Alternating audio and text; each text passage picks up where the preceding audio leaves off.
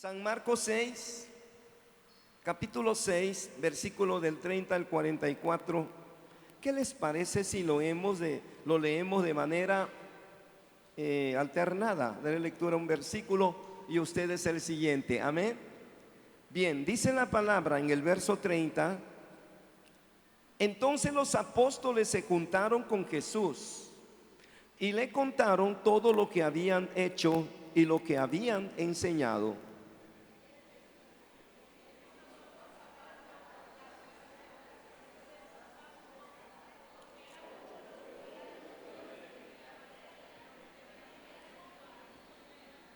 Y se fueron solos en una barca a un lugar desierto.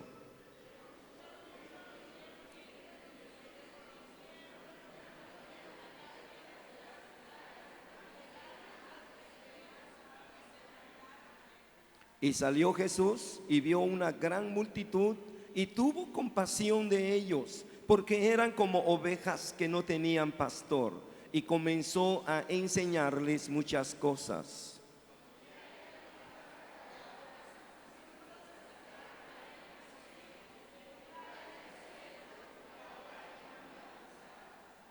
Despídelos para que vayan a los campos y aldeas de alrededor y compren pan, pues no tienen que comer.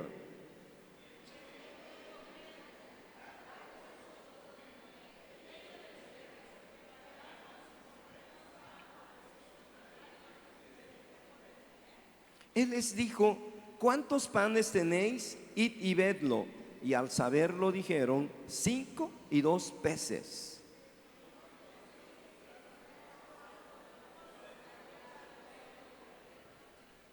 Y se recostaron por grupos de 100 en 100 y de 50 en 50.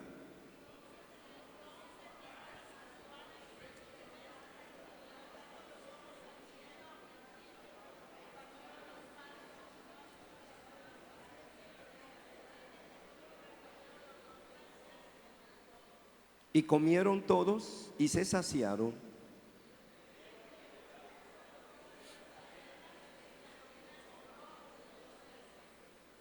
Y los que comieron eran 5,000 hombres.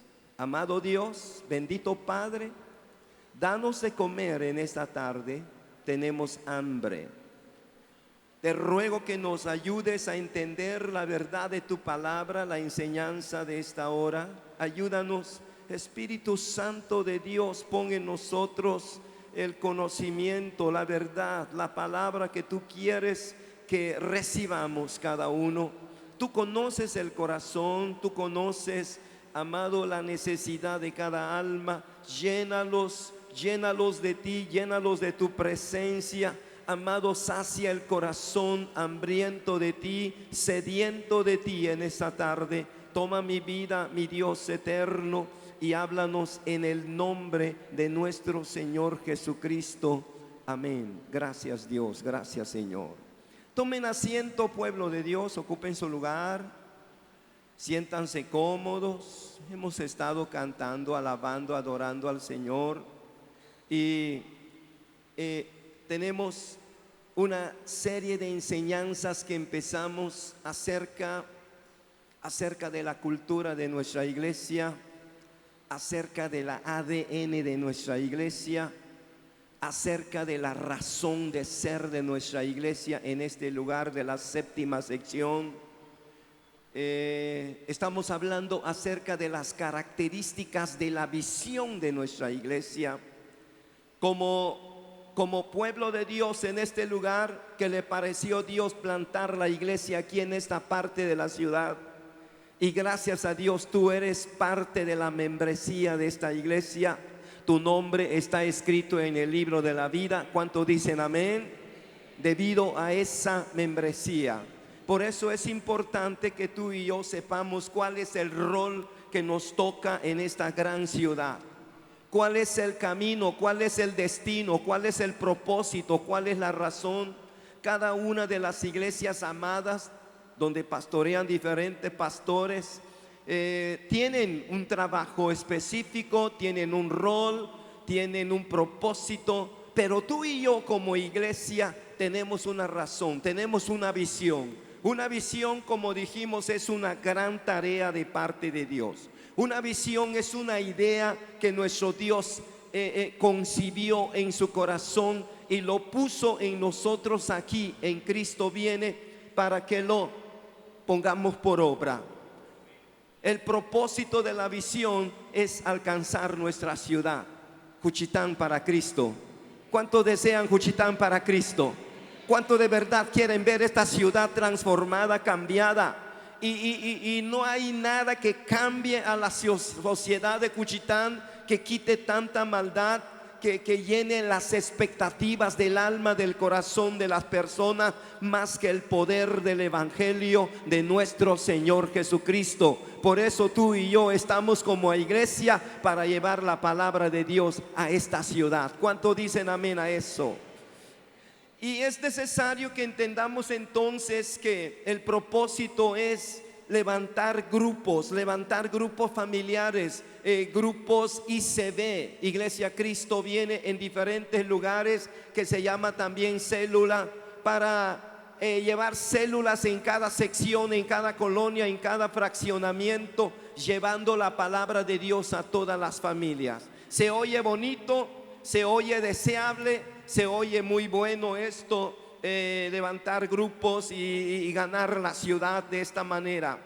Pero nuestra visión tiene 4 características y sobre esto hemos estado enseñando. Ya vimos la primera característica, bueno, son 4. La primera es enseñar. La segunda característica, la primera es amar. Perdón. Qué bueno que vi la cara de mi amada y me dijo, no te equivoques, es amar. Diga conmigo, amar. Dile al que está a tu lado, yo te amo en el amor de Cristo. El amor cubre multitud de pecados. El amor es el cumplimiento de la ley. El amor es uno de las, ¿cómo decirlo?, virtudes más grandes de la tierra. Un día todo pasará y dice, las profecías se acabarán, pero el verdadero amor jamás se acabará, nunca deja de ser. ¿Cuánto le dan la gloria? Dale una ofrenda de palma. Celebra el amor en esta tarde, que fue lo primero que estudiamos. Ahora toca enseñar. Diga conmigo, enseñar. ¿Qué tan dispuesto estamos para aprender? ¿Qué tan dispuesto estamos para ser enseñables, dóciles en las manos de Dios, para que nosotros seamos capacitados, edificados, entrenados, enseñados en las verdades de la palabra? No es nada más de ser una iglesia y que yo venga ciertas tardes, el día que yo quiera, y voy, que bueno, de querer hacerlo, pues sí, una persona quejándose de su familia, por qué no ha cambiado, por qué no ha visto cambios dice, no me he convertido por ello. ¿Cómo quieren ganarme si yo veo cómo se portan aquí, cómo se portan conmigo? Pastor, dígame, ¿qué hay parejo en su iglesia? ¿Cómo es la iglesia? Le dije, mira, hermano de mi vida, hay 2 tipos de gente en nuestra iglesia. La primera clase de la gente, yo amo a esa iglesia y alabo y glorifico a Dios por ello, es la gente fiel, la gente comprometida, la gente que sabe a qué viene a la iglesia. Ellos saben, son los que llegan puntual, llegan a las reuniones, participan en las reuniones, alabando, adorando a Dios, glorifican a Dios con sus voces, con sus cantos, sus ofrendas, sus diezmos. Son los miembros activos fieles de la iglesia. Su nombre de ellos está escrito en el libro de la vida. Pero hay otro tipo de gente, la segunda clase de gente, le digo, es la casa de Dios. No podemos decir no a nadie, las puertas están abiertas. La otra clase de gente es aquella gente que no tiene compromiso, no la tiene, viene cuando puede, cuando le alcanza el tiempo, cuando se acuerda, de repente viene. Esa es la otra clase de gente. Pero Dios permita, nuestro corazón es deseoso de que un día el Espíritu Santo de Dios toque a esa gente y se convierta de verdad y se plante de verdad en esta iglesia para la gloria del Señor. ¿Cuántos alaban a Dios? Dale esa ofrenda de palma al Señor. Por eso es necesario, iglesia, Cristo viene, que tú conozcas qué hacemos aquí. Parte de la cultura de nuestra iglesia es, desde la mañana tenemos oración. Yo no sé qué harán mis otros hermanos en las iglesias, mis respetos para ello, pero la iglesia Cristo viene, parte de su cultura es que la oración es el poder más grande que mueve al mundo, que mueve la sociedad y hace cambiar todo. Pruébalo, pruébalo, pero de verdad pruébalo y verás que la oración tiene poder para alcanzar las promesas de Dios. Y el ADN es de 6 a 7 de la mañana. Por cierto, ya se va a cambiar el horario. Y será de 5 a 6 de la mañana. ¿Cuántos alaban a Dios por esta bendita capacidad que tiene la iglesia de orar?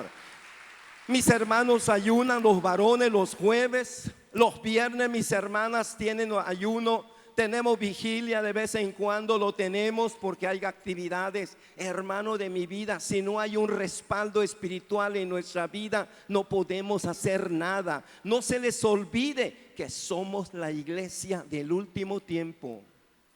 Somos la iglesia apocalíptica. Y ahora más que nunca tú y yo tenemos que conocer qué hacemos aquí, cuál es el rol que nos mueve, hacia dónde vamos. Es necesario que seamos plantados en un lugar, como dice la palabra. Y la oración tiene poder, una parte de la cultura. La otra es que tenemos, ¿qué otra cosa les recuerda que hace Cristo viene? ¿Alguien de ustedes me recuerda qué otra cosa hacemos en esta iglesia? Mañana precisamente tenemos altar de oración. Diga conmigo, altar de oración. Hermano de mi vida, ¿qué poder tiene el altar de oración? Demasiado, demasiado. Y bendito, bienaventurado la familia, el varón, el padre de familia que lleva a cabo el altar de oración. O el muchacho, el joven, la hermana, aunque el varón no esté allí, pero sabe que lo tiene que hacer. Vivimos tiempo peligrosísimo. El altar de oración, hermano, es que tú juntes tu familia. La pastora decía, unos 10 minutitos, 15 minutos. Digo yo, qué poquiteros, por lo menos unos 20 minutos. Porque tienes que orar, tienes que leer la palabra, una porción, no toda la Santa Biblia, una porción, un salmo, hacer una oración por tus hijos, sobre todo si tienes hijos que van a la escuela. No sé por qué sigo impactado por lo que acabo de ver. Les decía a mis hermanos, me mandaron mis hermanos pastores de México, estoy en una red. Para que manden eso es porque son gente seria, no mandan cualquier bobada. Y era un video ahí, hermanos, como en China. Alguno dice, qué bueno que fue con los chinos. De todas maneras son almas y los niños son almas de Dios.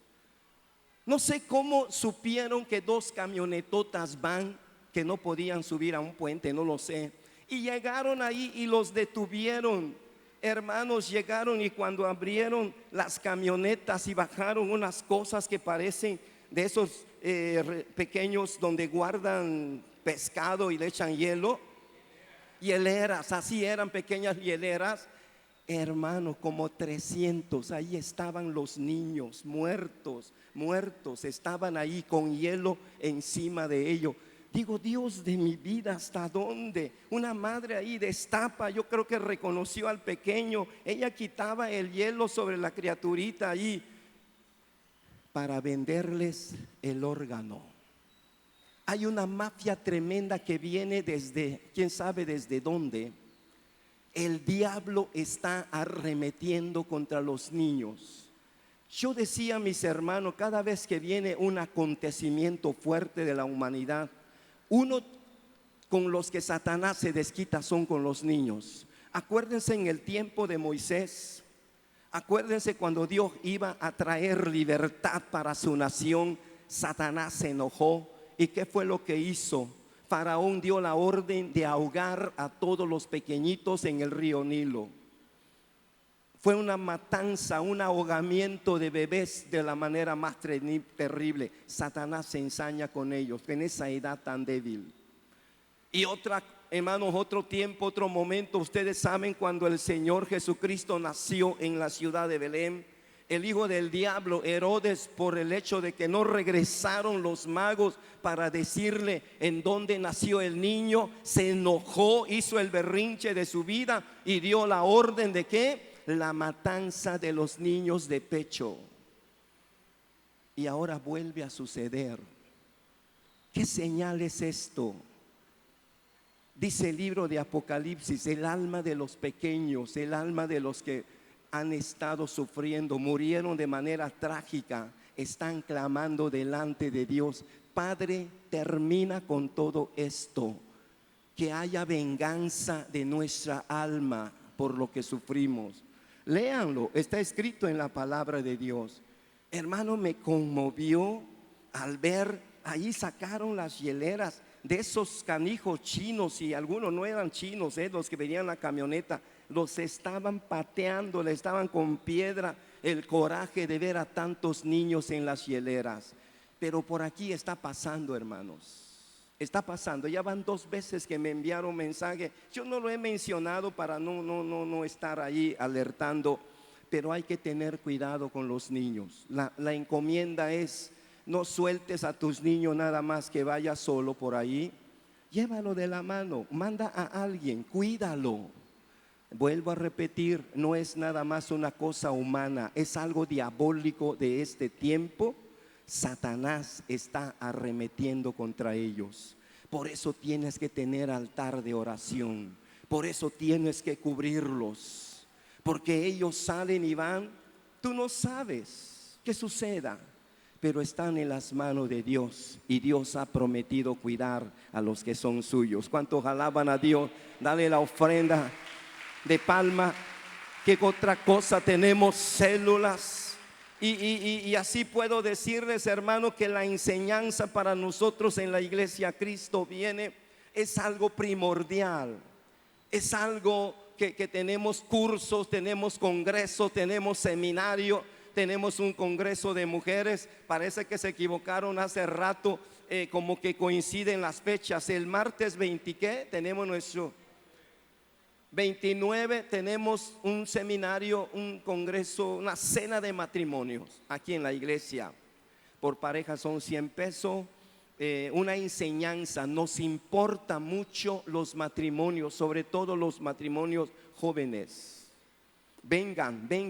No está por demás el que tú sepas que tienes que cuidar ese tesoro, ese pacto que tú hiciste delante de Dios, importantísimo. Así que ahí está. Tenemos varias actividades en esta iglesia sobre la enseñanza. Y en esta historia y en la anterior, no sé si ustedes recuerdan la historia bíblica que utilizamos, cuando un maestro de la ley, un doctor de la ley, uno que había estudiado la ley y que lo enseñaba cada sábado, cada día de reposo en las sinagogas, se acerca al Señor mañosamente para tentarlo, no para saludarlo, sino siempre ellos se enojaron, se molestaron contra el Señor y querían quitarlo del camino. Aquel maestro de la ley se acercó y le dijo: maestro, ¿qué debo de hacer para poseer la vida eterna? Y el Señor se le quedó mirando a un maestro de la ley. ¿Cómo que no sabe? ¿Cómo es posible? Y Jesús le dijo a él: ¿qué es lo que lees? ¿Qué es lo que has aprendido? ¿Qué dice la ley? Y fue cuando dijo: amarás al Señor de todo tu corazón, con todas tus fuerzas, con toda tu mente y tu alma, y a tu prójimo como a ti mismo. Jesús se volvió, le dijo: haz esto y vivirás. Y ya sabemos lo que sucedió. Él, queriendo justificarse, zafarse, salirse por la tangente, como dicen, ¿verdad? Le dijo al Señor: miren nomás la otra pregunta, como dijera alguien, otra pregunta tonta, pero ni modo. Le dice al Señor: ¿y quién es mi prójimo? A ver, pregunta al que está a tu lado: ¿quién es tu prójimo? Dile, ¿tú sabes quién es tu prójimo? Pregúntale a papá, pregúntale quién es su prójimo. Tú mismo no eres tu prójimo. Tu prójimo comienza desde tu esposa que está a tu lado, tus hijos, tu familia, la gente que te rodea. Pero el hombre de la ley no lo sabía, y ahí le contó la historia de aquel buen samaritano. Finalmente, cuando le dijo cómo es que el samaritano gastó, llevó, procuró cuidar a aquel hombre hasta llevarlo a un lugar seguro, y todavía dijo: si gasta de más, yo pagaré. Entonces le dijo el Señor al maestro de la ley: a ver, a tu parecer, ¿fue el sacerdote que pasó que no hizo nada, o el levita que tampoco hizo nada, o este samaritano? ¿Quién crees tú que haya sido el prójimo de este hombre que le robaron todo y le dieron una paliza, casi lo matan? Y dijo: bueno, pues el buen samaritano, el samaritano, ese fue el prójimo de él. ¿Y qué le dijo Jesús? Ve y haz tú lo mismo. Hermanos, ¿qué enseñanza es esta? Por eso qué bueno que estamos aprendiendo en esta tarde. La enseñanza es que la religiosidad no nos lleva a ningún punto. La religiosidad no ayuda a nadie, no ayuda a su prójimo. Por eso Jesús dijo: un mandamiento nuevo os doy, que os améis unos a otros. ¿Cuántos alaban a Dios? Dale esa ofrenda de palma. Pero en esa historia, otra historia conocidísima, cuando Jesús alimentó a tanta gente, dice la palabra al final de esta parte que leímos, eran 5,000 varones. Y si había ahí 5,000 varones, yo me pregunto, ¿quién los contó? A ver, pregunta al que está a tu lado: ¿tú sabes quién los contó? ¿Quién dijo que eran 5,000 varones? Ahora la palabra no miente, es la verdad. Vean ustedes cómo a Dios le importan los números. ¿Sabe qué número eres tú delante de Dios? ¿Qué número ocupas en la lista de la membresía? Dios lo sabe.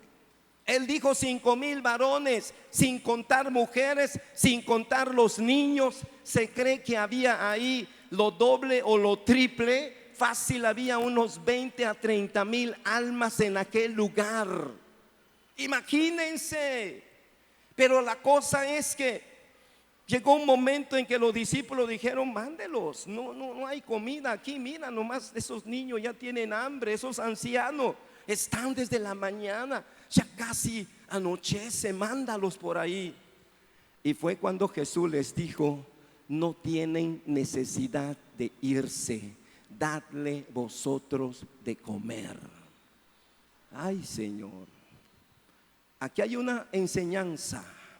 La gente de afuera tiene hambre, y no solamente hambre de pan, no solamente hambre de comida, de crayuda, de garnacha y todo eso. La gente de afuera tiene hambre, pero tiene más hambre en este tiempo de la palabra de Dios, del pan del cielo, que solamente la iglesia de Jesucristo le puede impartir.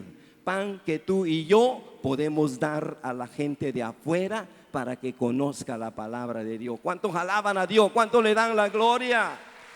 Dale gloria, dale alabanza. Pero vean ustedes las enseñanzas. ¿Cómo es que cuando Jesús vio la multitud, había una multitud gruesa, como dicen? Checa el versículo 30, lo que dice la palabra, para que vean que al Señor le importa el trabajo por excelencia entre sus siervos, entre sus líderes.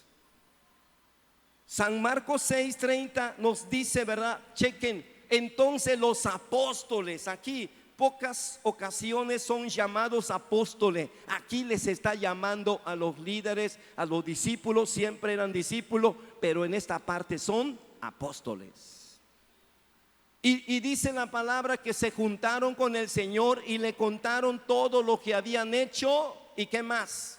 Lo que ellos habían enseñado. Yo le decía a mis hermanos: ¿por qué hicieron eso? ¿Por qué tenían que decirle lo que hicieron, reportarle esto y hasta lo que enseñaron? Y yo encuentro algo. Seguramente el Señor Jesucristo los mandaba a predicar el evangelio del reino, los mandaba a hacer la obra de Dios, pero les decía: repórtenme lo que han hecho y qué fue lo que enseñaron. Me importa, me interesa lo que ustedes enseñan.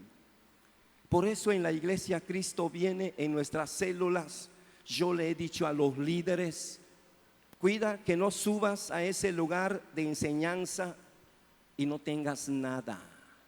No se vale. Tú tienes que tener una palabra. Es una vez a la semana tu célula.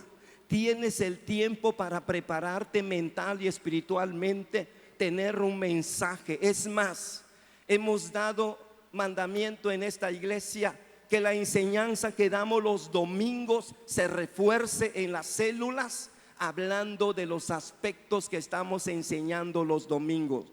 Por eso quiero los reportes. Por ahí me he encontrado algunas cosas que necesito ver. ¿Qué están haciendo los líderes de célula? Tiene que haber alimento, comida para las almas, para su grupo de ellos. El Señor le importaba esto. Pedía reporte de lo que hicieron y de lo que habían enseñado. Nada de que ni se da chica y que nada de que lo que me acuerde, nada de que a ver qué doy. No, es un trabajo. En la mañana leímos con los líderes: pronto viene el príncipe de los pastores para recompensar a cada uno su obra. ¿Cómo hicieron la obra del Señor? Vean ustedes que la enseñanza para el Señor era importante. Y no solamente llenó el estómago de la gente, no solamente procuró alimento para los 5,000, 20,000, 30,000 almas que había en aquel lugar, porque había niños, había ancianos, había mucha gente. Y la palabra dice que el Señor Jesucristo los vio, una multitud de ovejas que no tenían pastor. Aunque los discípulos ya estaban cansados, era un día de descanso para ellos, pero no para el Señor. Él siempre está disponible para ti y para mí. ¿Cuántos dicen amén? ¿Cuántos le dan la gloria? ¿Cuántos deciden: Señor, gracias porque siempre estás disponible para mí? Era un día de descanso. Él llevó a los discípulos al otro lado de aquel lugar, de aquel lago, en un lugar secreto supuestamente. Más tardaron en llegar y se dieron cuenta que la gente ya estaba ahí, y le dio compasión. Eran hombres y mujeres, niños, madres cargando su bebé, y estuvieron ahí. ¿Y qué fue lo que hizo el Señor? Chequen lo que dice la Escritura. La palabra de Dios dice, ¿verdad?, en este capítulo 6 de San Marcos, checa lo que dice el verso 34. El verso 34, versículo 34: y salió Jesús y vio una gran multitud y tuvo compasión de ellos, porque eran como ovejas que no tenían pastor. ¿Y qué fue lo que hizo? Vengan, los voy a sanar. A ver, todos los paralíticos vengan, o todos los que están enfermos del estómago, del cerebro, del corazón. No. ¿Qué fue lo primero que hizo? Les enseñó la palabra. ¿Saben cuál es la causa por qué Jesús lo hacía? Él hacía las cosas con un propósito. ¿Por qué tenía que enseñar? Cualquiera diría: Señor, esta pobre gente viene aquí a buscarte a ti, porque es a ti a quien necesitan. Por favor, sana. Mira cuántos enfermos, mira que los niños tienen hambre, haz algo. Lo primero que hizo Jesús fue enseñarles la verdad de la palabra. Si ustedes leen, dice aquí que les enseñó ¿cuántas cosas? Pocas cosas, muchas. ¿Cuáles eran esas muchas cosas que Jesús les enseñó a toda aquella gente? Cosas importantes de la vida, de la verdad, del reino de Dios. Fue lo que Jesús les enseñó. Pero Él lo hacía por dos cosas. La primera, la palabra hace crecer la fe. Mucha gente que estaba ahí tenía necesidad, pero no tenían fe suficiente. Se necesita la palabra, se necesita oír la palabra, como dice Romanos 10:17. Si leen lo que dice Romanos 10:17, la fe viene por el oír y el oír de la palabra de Dios. ¿Cuántos alaban a Dios por la bendita palabra que tenemos, hermano de mi vida? Para que tú recibas los milagros, la sanidad de la promesa, primero tiene que hacer rema la palabra de Dios. Así simple y llanamente la palabra es logos, solamente palabra. Necesitas oírla, necesitas leerla, necesitas escudriñar la palabra. Entonces tu fe crece, tu fe crece, tu fe crece. Y cuando la fe ya creció, entonces estás ya preparado para recibir las bendiciones y aún los milagros de Dios. ¿Cuántos alaban a Dios en esta tarde? ¿Cuántos necesitan que su fe crezca? Prepárate, porque viene una ola de fe sobre tu vida. Dios quiere hacer crecer tu fe, pero necesitas la palabra. Esa es la razón por la cual Jesús primero los alimentaba con la palabra, no una simple predicación, enseñanza viva. Yo respeto a mis hermanos de lo que hagan, de esas iglesitas que se levantan. Digo, Dios de mi vida, ¿qué van a enseñar? De verdad, uno dice, caray, de repente se levanta un grupo, se levanta otro, no tiene ni autoridad, no tiene ni a quién darle cuenta, ni a quién reportar, no sé ya, pero ya tienen una iglesia. Señor, ¿y qué enseñan si no están ni preparados? Cada quien delante de Dios dará cuenta en aquel día. Por eso dice, aparecerá el príncipe de los pastores y se entenderá con cada pastor. Pero aquí vemos cómo es que el Señor, primero, para alimentar la fe de la gente y que la gente estuviera capacitada, tenían que aprender. Tú tienes que aprender de la palabra las promesas de la Biblia. Grandísimas promesas, dice el apóstol, que son lo que Dios nos ha dado.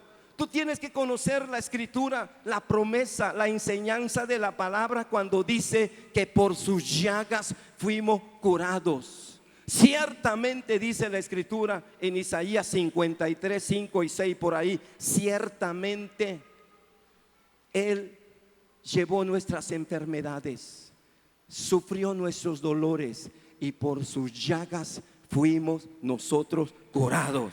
¿Cuántos alaban a Dios y le dan la gloria? Hay una promesa, hay una palabra que necesitas aprender y que sea rema en tu vida. No solamente texto de la Biblia. Mucha gente conoce texto de la Biblia, conocen la Biblia muchos, pero no tiene la vida que Dios desea. Porque se necesita fe para creer y recibir la palabra. Por eso Jesús primero enseñaba para hacer crecer la fe. Y otra cosa, ¿cuál es la siguiente razón por qué enseñaba? Conocimiento, hermano de mi vida, conocimiento. No se vale seguir a Jesús sin saber nada. No se vale venir a sentarse aquí en la iglesia cada vez que tú quieras y no aprendes. Tenemos que aprender. Es tiempo ya de aprender, es tiempo ya. El apóstol Pedro le dice a la iglesia en dos partes, le dice, por la edad que tienen ustedes en la iglesia, ya deberían de ser maestro, pero todavía tienen necesidad de lechita, porque no han crecido. En otra palabra, no han aprendido. Pero gracias a Dios por ti, hermano de mi vida, porque yo creo que estás aprendiendo la palabra de Dios aquí en esta iglesia. ¿Cuántos alaban a Dios? ¿Cuántos le dan la gloria? Pregunta al que está a tu lado, ¿qué tanto has aprendido? Dile, ¿qué es lo que tú sabes? ¿Qué es lo que tú sabes? Entonces impártelo a los demás allá afuera. Lo que de gracia recibiste, dad de gracia, dice la palabra. Entonces ya sabe cuáles fueron las dos razones por qué Jesús no atendió dando comida, sanando. Primero enseñó muchas cosas, y la razón es para que su fe crezca, para que tengan la fe de recibir milagros. Tu fe necesita crecer. Segundo, para conocer. No se vale ser cristiano, no se vale venir a una tal y cual iglesia y que no sepas nada. No puede ser. checa lo que dice la escritura en el libro de Oseas 4:6. Profeta Oseas capítulo 4 versículo 6. Mira lo que dice la escritura. Checa esto: mi pueblo fue destruido. Qué terrible, dice mi pueblo. El Señor lo dice con mucha tristeza y pesar. Mi pueblo fue destruido porque le faltó conocimiento. Por cuanto desechaste, aquí vuelve en contra de los que rechazan la enseñanza. Empezando con los padres de familia, que son los que tienen el sacerdocio. La palabra de Dios en el libro de Pedro capítulo 1 capítulo 2 verso 9 dice que nosotros somos pueblo escogido. ¿Sí o no? Real sacerdocio, dice la palabra. Y un sacerdote es aquel hombre dócil, manso, humilde, enseñable, que ministra delante de Dios la palabra y la oración por el pueblo. Y aquí dice: por cuanto desechaste el conocimiento, yo te echaré del sacerdocio, y porque olvidaste la ley de tu Dios, también yo me olvidaré de tus hijos. Ay, Señor, que no suceda eso, hermano de mi vida, que no suceda. Vive Dios que tú estás aquí y yo estoy aquí para que aprendamos. Nuestros niños tienen que aprender en el altar de oración. Tú tienes que pertenecer a una célula, que es la visión de la iglesia. Tú tienes que participar en los roles de conocimiento. Finalmente les voy a dar otro texto de la escritura. Bueno, está en San Mateo 28:19.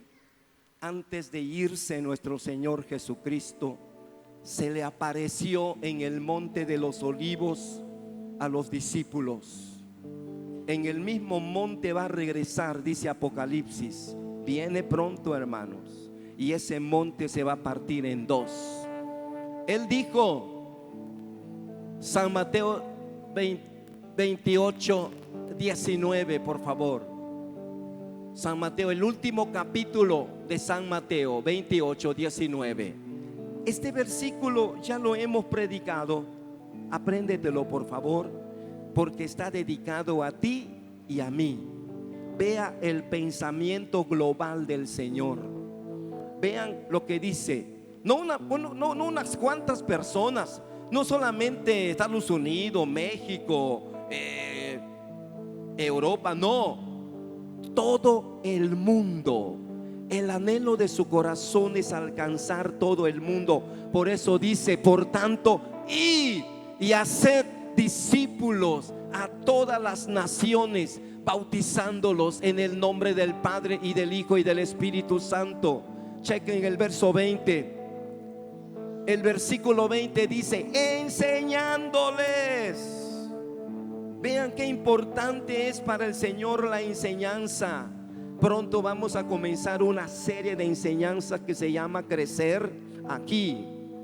Los jueves tenemos enseñanza de líderes. En las células tenemos enseñanzas. Por eso en tu hogar tú tienes que enseñar a tus hijos valores, principios, que sepan respetar a sus mayores. A propósito, pon tarea a los pequeños. Si tú les enseñas bien, ellos van a ser guardados allá afuera. El diablo no los va a tocar. Pero enséñales en la casa. Un siervo de Dios llorando decía: si en el hogar hubiera enseñanza para nuestros pequeños, no habría maleantes, no habría teporochos ni drogadictos, no habrían asesinos, no habría secuestradores, porque en su casa recibieron la palabra. Por eso, iglesia, Cristo viene. Tenemos que enseñar. Aquí dice: enseñándoles que guarden todas las cosas que os he mandado. Y aquí yo estoy con vosotros todos los días hasta el fin del mundo. Él está con nosotros hasta el fin del mundo. Él está contigo, iglesia. Cristo viene. Quizás una de las enseñanzas más hermosas es que Tú tienes que saber que Él te ama tal y como tú eres. Eso no tiene vuelta de hoja. Y si tú estás aquí, es porque Él te trajo. ¿Cuánto dicen amén? ¿Cuánto dicen amén?